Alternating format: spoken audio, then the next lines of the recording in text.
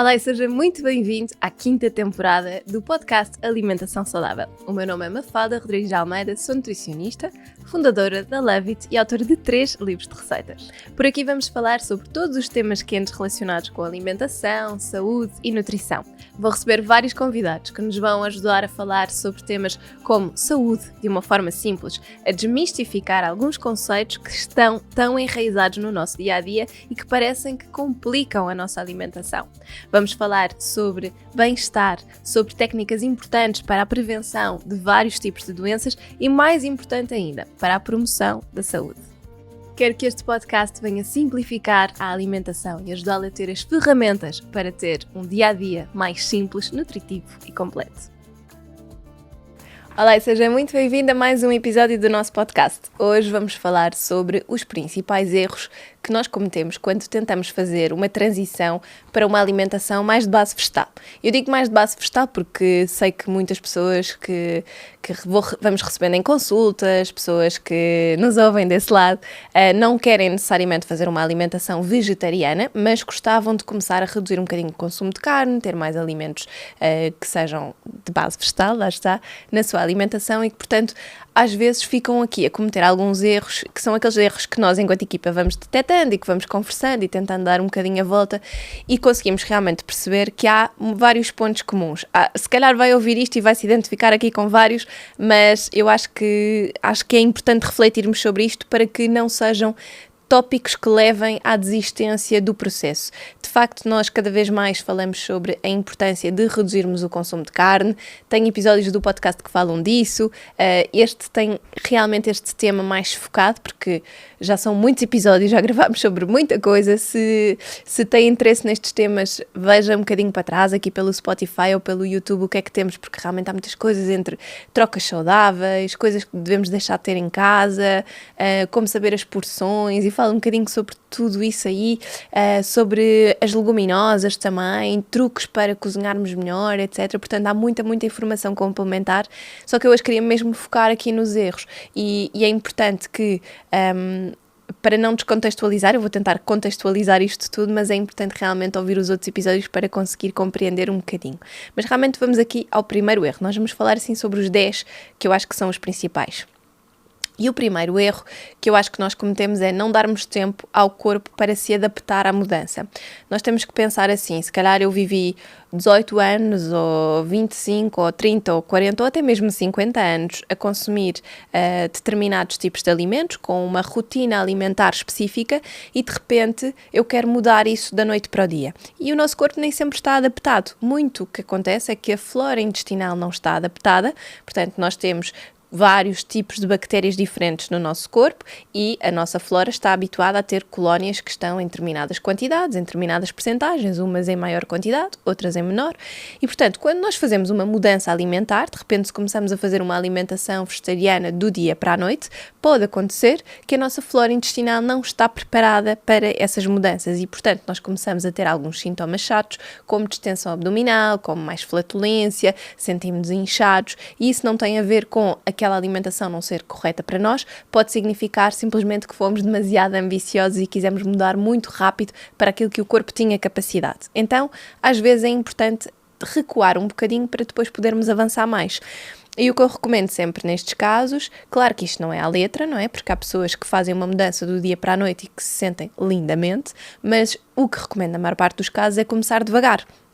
Podemos fazer várias estratégias, já falei nisso noutros episódios, que é quando nós vivemos num contexto familiar em que partilhamos refeições com outras pessoas e se calhar nós temos determinados objetivos que as outras pessoas podem não ter, então se calhar o mais fácil é pensarmos no resto do nosso dia, e se ao longo do nosso dia nós temos refeições que levem ovos, ou que levem fiambre, ou queijo, ou leite, ou iogurtes, nós podemos começar por fazer essa transição inicial e passar para as bebidas vegetais ou para os iogurtes vegetais, deixar de ter o queijo e passarmos a ter hummus, ou termos manteiga de amêndoa, por exemplo, passarmos a ter mais frutos secos, mais sementes, se calhar trocamos o iogurte por um pudim de chia, não precisa de ser à letra pelo iogurte vegetal, podemos experimentar experimentar comprar algumas alternativas ao queijo, os ditos queijos vegan.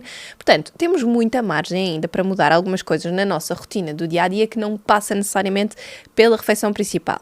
E depois também há aquela questão que é, há pessoas que às vezes me dizem, mas então eu agora tenho que comer o arroz integral e tenho que comer a batata doce e tenho que comer a massa integral e o cuscuz integral, e às vezes é tudo integral, mais as leguminosas, e de repente a quantidade de fibra que nós estávamos habituados a comer, imagina, eram 15 gramas, que era baixo, e de repente passamos a consumir 30 ou 35, que é a quantidade mais próxima do que seria mais adequado, ou até exceder. E isto pode fazer com que o nosso corpo, lá está, fique um bocadinho mais inchado, porque de repente estamos a sobrecarregar mais as bactérias da nossa flora intestinal e se calhar não temos assim colónias tão eficazes ou tanta quantidade de bactérias que fermentam as fibras e que digerem estas fibras, e portanto o nosso corpo queixa-se um bocadinho. Então se calhar, lá está, se eu vou introduzir mais leguminosas em vez da carne ou do peixe, que são alimentos que naturalmente me trazem mais fibra, então isto significa que eu se calhar vou manter um acompanhamento um bocadinho menos integral no início. Portanto, em vez de juntar logo o arroz integral, começo com um arroz basmati ou com um arroz branco, uma batata normalíssima, a massa normal, etc., para que o meu corpo não se sinta logo muito sobrecarregado, e depois, passado 2 meses, por exemplo, que a flora já estará mais apta, então aí já posso começar a mudança. Portanto, principal erro é isto, é nós não queremos tudo muito rápido, claro, tem a ver com o imediatismo com que nós vivemos hoje em dia, e não damos tempo ao corpo para se adaptar. E depois chegamos àquela conclusão de, ok, isto não é para mim, porque eu faço uma alimentação mais saudável e depois fico super inchada, e depois de repente se for comer uma fast food, fico ótima. E portanto, esta dualidade que não faz sentido, não é? Tem simplesmente a ver com o nosso corpo precisar de um bocadinho de tempo para se adaptar, porque lá está, às vezes nós vivemos vários anos com aqueles hábitos, não eram hábitos de casa, e portanto nós precisamos de ir mais devagarinho à implementação. Depois acho que há outro erro que nós cometemos muito, que é não exploramos a alimentação vegetariana como deve ser, no sentido de, eu acho que quando nós queremos fazer estas mudanças, tal como qualquer mudança na nossa vida, tem que ser uma mudança informada. Então é importante, quando nós quando nós fazemos planos com os nossos amigos, se calhar começarmos a aproveitar para sempre que fizer sentido, pedirmos os pratos vegetarianos, irmos mais vezes a restaurantes vegetarianos, começarmos a comprar em casa refeições vegetarianas já feitas, ou às vezes aquelas coisas mais simples, os hambúrgueres vegetarianos, ou aqueles preparados, os croquetes, etc., que tenham uma boa base, não é? Que sejam bem feitos, aqueles mais caseiros, temos já várias marcas. Eu, passando a publicidade, gosto muito das marcas do Azoka ou do Beetroot, pronto, que nós vamos vendo e que já estão congelados ou que já estão pré-feitos, mas que são caseirinhos, digamos assim. E nós aqui conseguimos começar a explorar estes paladares, a perceber como é que são conjugados os ingredientes, a fazer misturas, a perceber que podemos, de facto, se calhar cozinhar os alimentos de uma outra forma. Eu acho que este explorar é super importante. Depois também nós próprios em casa irmos cozinhando de uma outra forma, ou arranjarmos livros de receitas, ou começarmos a ir a workshops, até cursos de cozinha, que nos permitam abrir um bocadinho os horizontes. Porque a alimentação mais de base vegetal preconiza muita variedade, porque se calhar nós num dia-a-dia muito simples sempre fomos habituados àquela coisa de fazer um bife de frango grelhado, arroz e salada. E se calhar com as leguminosas, se nós estivermos sempre a fazer este registro do grão de bico cozido, ou um feijão preto cozido com arroz e salada, para nós vai ser muito monótono e muito desinteressante. Então, se aprendermos a trabalhar os ingredientes com outros temperos, com outros sabores, com outras texturas, acho que isso vai ser também uma chave para o sucesso ao longo do tempo, para que a pessoa não sinta que está sempre a comer a mesma coisa, ou que a alimentação não é interessante. Acho que temos que explorar mais antes de fazermos a mudança, ou seja, ir namoriscando um bocadinho, no fundo incluirmos e variarmos mais a nossa alimentação antes de tomarmos a posição de facto, por exemplo, deixarmos de consumir carne ou peixe.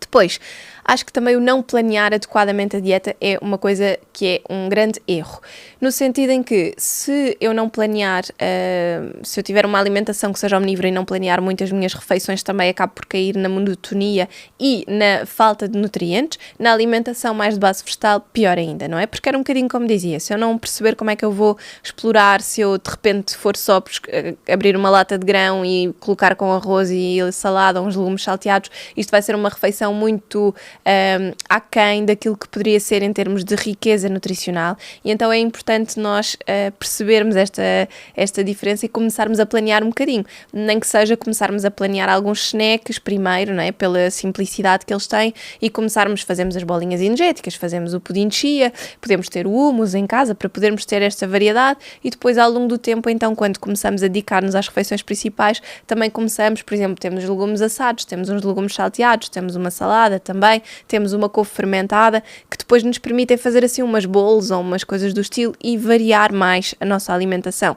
Podemos fazer uma bolonhesa de lentilhas, podemos ter também uma feijoada assim, quase mais à brasileira, mas em versão vegetariana. Podemos ter hambúrguerzinhos congelados de beterraba e feijão, por exemplo, estão congelados e depois é só pôr no forno para refeições mais rápidas. Portanto, é importante de facto planearmos, tal como planeamos qualquer outro regime alimentar. Eu acho que o planeamento ajuda muito a evitar os erros ao longo do tempo, e não precisa de ser um planeamento de segunda a sexta, tem que ser só um planeamento mais ou menos estratégico de não sair de casa sem deixar alguma coisa preparada para o jantar, ou que não seja aquela coisa, abrir o frigorífico, não tenho nada, ou tenho tudo congelado e não tenho nada preparado para fazer. Portanto, ter mais estas estratégias que nos ajudem a organizar mais o nosso tempo.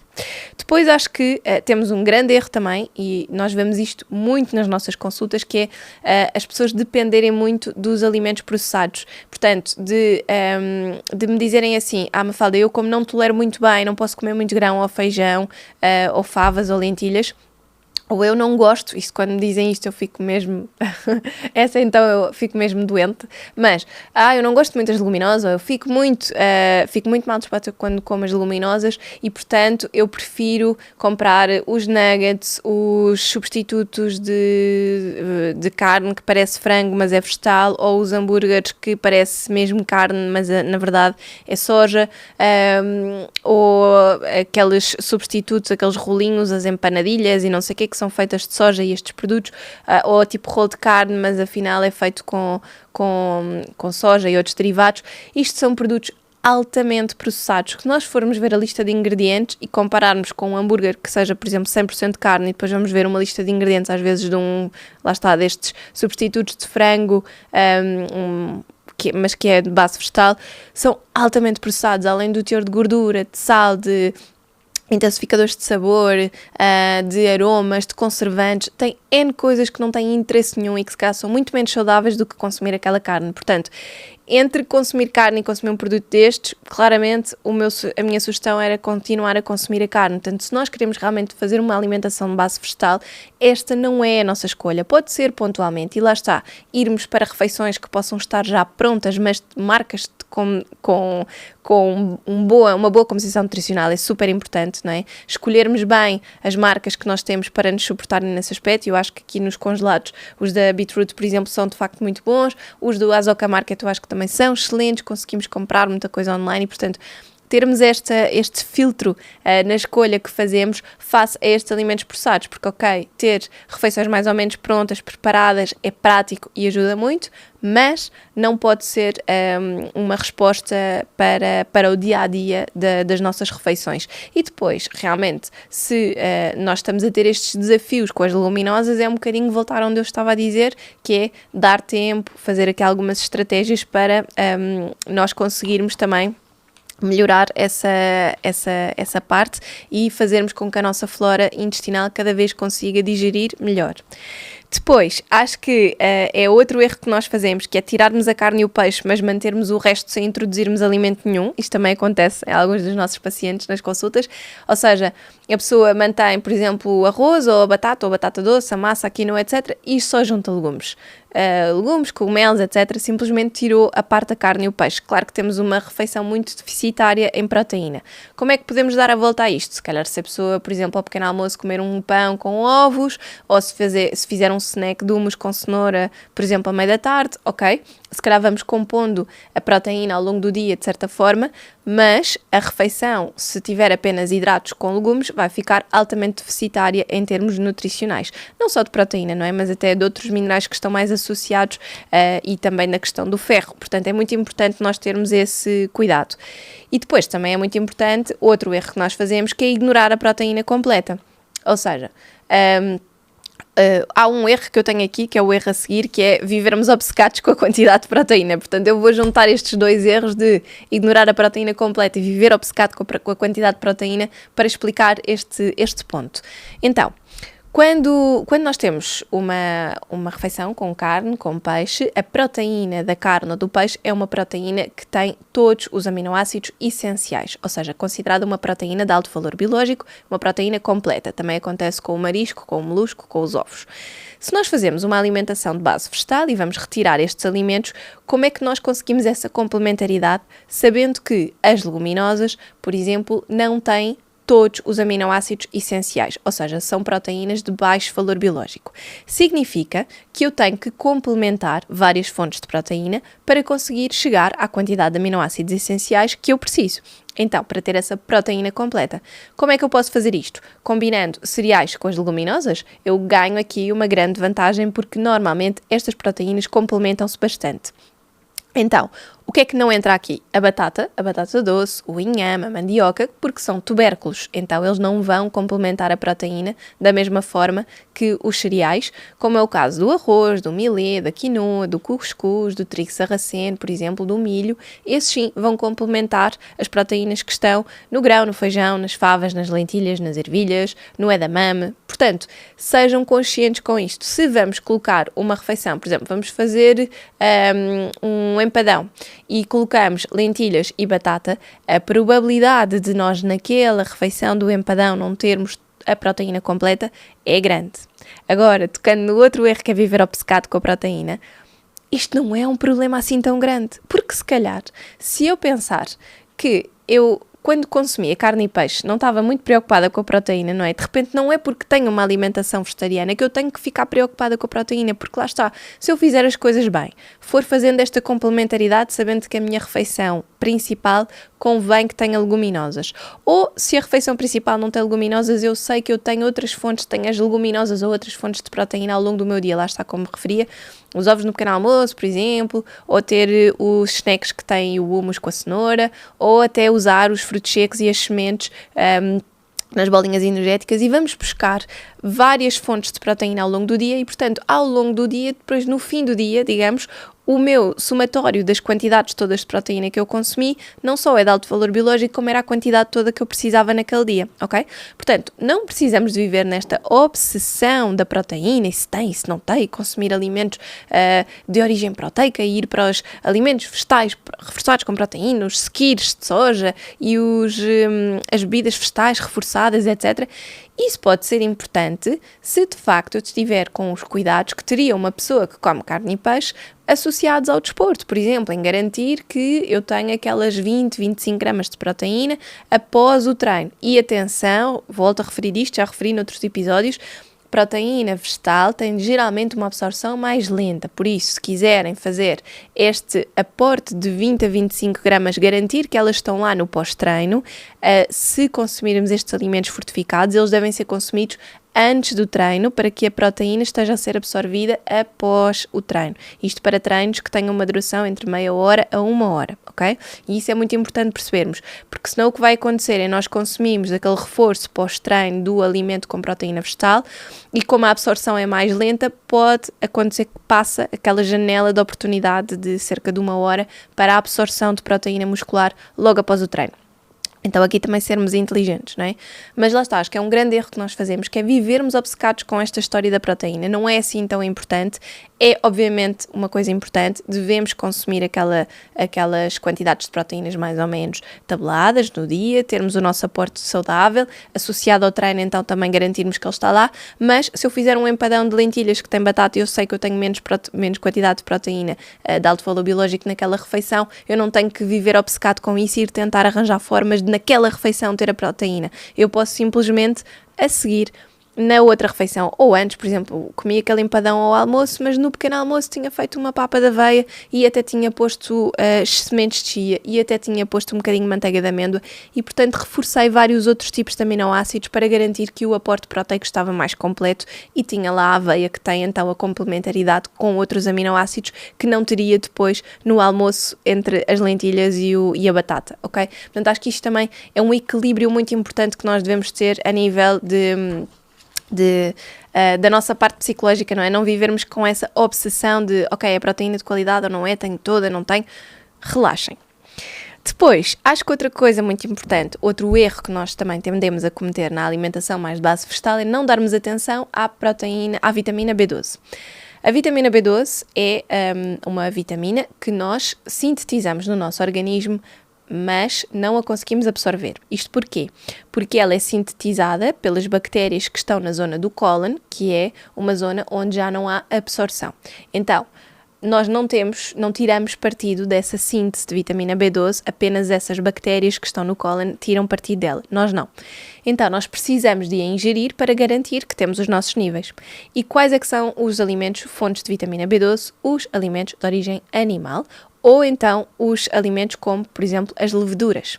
Quando nós ingerimos leveduras, por exemplo, através daquela levedura nutricional que nós podemos usar, ou alimentos que tenham levedura, por exemplo, muitos dos queijos considerados os tais queijos vegan têm levedura para dar sabor, por exemplo, a cerveja, embora não seja assim um alimento muito recomendável, mas sim, nós temos lá algum teor de vitamina B12. E numa alimentação que seja vegan, é o único tipo de alimentação em que eu considero que a pessoa deve mesmo procurar a suplementação de vitamina B12 de alguma forma. Pode ser através de alimentos que sejam fortificados, pode ser através desta estratégia de estar atento e consumir estes tais queijos vegan ou utilizar a levedura de cerveja para temperar e aí conseguimos, ou pode ser mesmo através de suplementos se virmos que os níveis ao fim de 6 meses ou 1 ano já estão muito, muito abaixo. Nós precisamos muito desta vitamina B12 para a qualidade do nosso sangue, para vários tipos de processos no nosso organismo, portanto nós precisamos de a ter em níveis, mesmo que sejam baixos, ela convém estar dentro dos parâmetros. Quando nós consumirmos alimentos de origem animal, isto não é um grande problema, não é? Porque mesmo que a pessoa não coma carne ou peixe, se tiver os ovos ou os lácteos pontualmente, mesmo que seja uma vez por semana, nós vamos conseguindo manter os nossos níveis, ainda que baixos, mas eles estão lá. Agora, quando a pessoa não consome nenhum alimento de origem vegetal, tem que ter este cuidado. Hoje em dia já há muitos alimentos que são fortificados, por exemplo, as bebidas vegetais ou os iogurtes, mas é realmente importante, se calhar, introduzirmos mais a levedura nutricional para irmos complementando de alguma forma, e até é um tempero que fica muito agradável para estes pratos, portanto acho que pode ser interessante sob esse ponto de vista. Temos aqui outro erro também, que é a questão do ferro. Há pouco falava-vos disto sobre a questão da proteína, mas o ferro também é muito importante. Porquê? Porque nós precisamos realmente de prestar atenção ao facto de, tal como acontece com a proteína, o ferro tem aqui uma questão um bocadinho diferente. O ferro de origem vegetal é um ferro considerado não M, ou seja, ele não está na fórmula que nós precisamos diretamente para utilizar no nosso sangue, como acontece quando consumimos alimentos de origem animal, em que temos um ferro M, que é exatamente o ferro que nós utilizamos, absorvemos e temos no nosso corpo. Então o que é que tem que acontecer? Quando consumimos o ferro não M, de origem vegetal, nós precisamos que ele se vá converter no ferro M. Então, este processo de conversão não é um processo 100% eficaz. Ou seja, se eu consumir, imaginem, 100 unidades de ferro M, de ferro não M, desculpem, eu não vou ter 100% de conversão e, portanto, fazer 100 ferros M. O que vai acontecer é que durante este processo, se calhar eu vou ter uma perda de 50%. Então eu de 100 ferros não M, se calhar vou conseguir converter em 50 ferros M. Ok? E é por isso que uma alimentação que seja mais de base vegetal considera uma necessidade acrescida de praticamente o dobro da quantidade de ferro. Então isto significa o quê?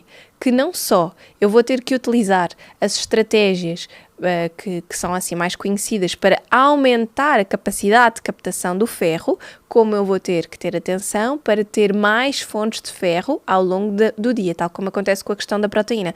Eu tenho que tentar que a minha alimentação também tenha essa riqueza. Então, é importante nós garantirmos que temos uma fonte de vitamina C associada, por exemplo, à refeição principal, onde temos naturalmente mais fontes de ferro.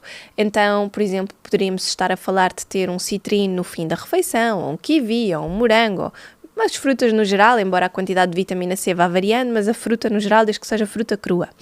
ou então legumes crus que sejam mais ricos em vitamina C, como acontece com o tomate, com o pepino, com o pimento, e que aqui nos vão ajudar a captar. Depois, uma regra muito importante é não ter grandes fontes de cálcio. Então, por exemplo, se calhar não ir tanto para uma refeição, por exemplo, imaginem uma salada que tenha um queijo feta. Porque se calhar eu não tenho outra fonte de proteína, ponho ali o queijo feta, mas isso vai-me diminuir a minha capacidade de absorção do ferro da restante refeição. Então isso também pode não ser assim uma das melhores estratégias. E outra importante é não termos a cafeína ou a teína associada logo à refeição. Deixar passar pelo menos meia hora desde que nós almoçamos ou jantamos até ao consumo do café. Porque a cafeína, café ou chá preto, chá verde, a cafeína e a teína vão competir aqui pela absorção. Então nós vamos diminuir a quantidade de ferro que estamos a conseguir captar. Isso é muito importante. Outra coisa muito importante é não ter um intestino obstipado, porque a obstipação também faz com que a nossa capacidade de absorção do ferro seja diminuta. Então eu preciso de um intestino que esteja funcional e de uma flora intestinal equilibrada para conseguir ter uma boa capacidade de captação do ferro.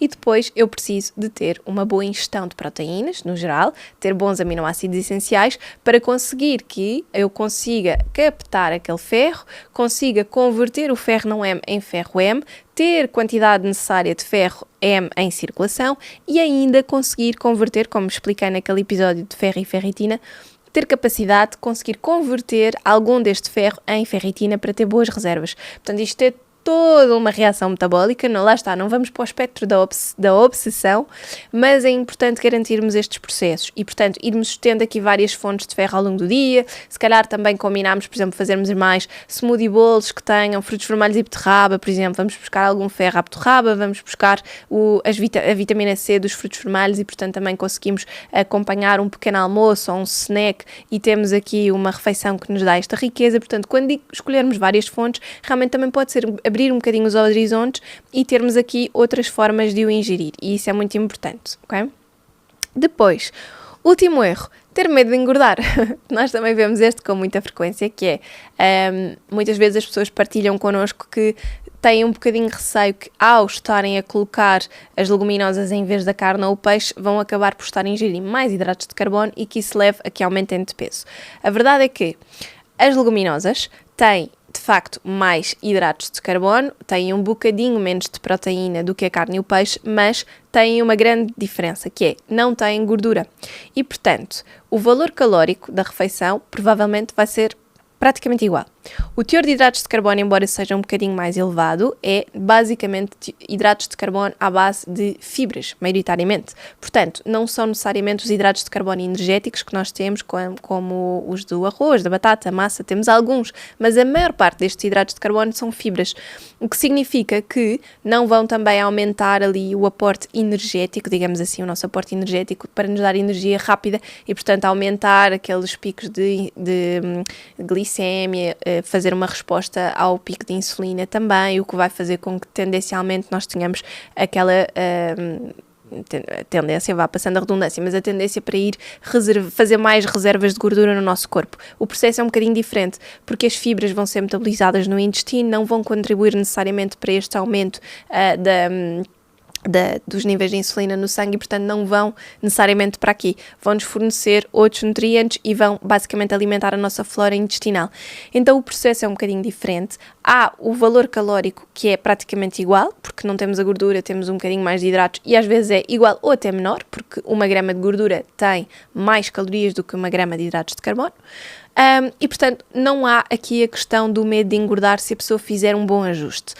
O medo de engordar pode vir de facto, a pessoa consumir mais estes alimentos processados ou de facto, se sentir menos saciada, porque se comer só hidratos com legumes, como falava, não vai ter um fator de saciedade tão grande e, portanto, vai ter mais necessidade de petiscar depois, ao longo da tarde, depois de ter feito uma refeição dessas. Portanto, isto sim pode contribuir para que a pessoa engorde, porque mantém estes erros todos que estávamos a falar e, portanto, não se encontra saciada, plena e com os níveis que precisa de nutrientes. E, portanto, se calhar, mesmo se a pessoa for fazer mais massas ou risotos, claro que está a colocar mais hidratos de carbono do que devia, não é? Não só tem menos proteína, como também está a pôr mais hidratos. E, portanto, isso sim são erros que nós podemos estar a fazer nas nossas refeições. Agora, Claro, não é por fazer uma vez uma massa de legumes que vai ser problemático, mas temos que ter atenção para que isso não seja um padrão, não é só tirar a carne ou o peixe e de repente juntar um bocadinho mais hidratos, porque lá está, isso sim pode aumentar aqui o peso. Agora a pessoa não vai engordar se fizer isto de uma forma mais estruturada e se tiver estes cuidados e de facto não são as leguminosas que vão contribuir para o aumento de peso, contribui é tudo o resto e a forma como nós encaramos isto.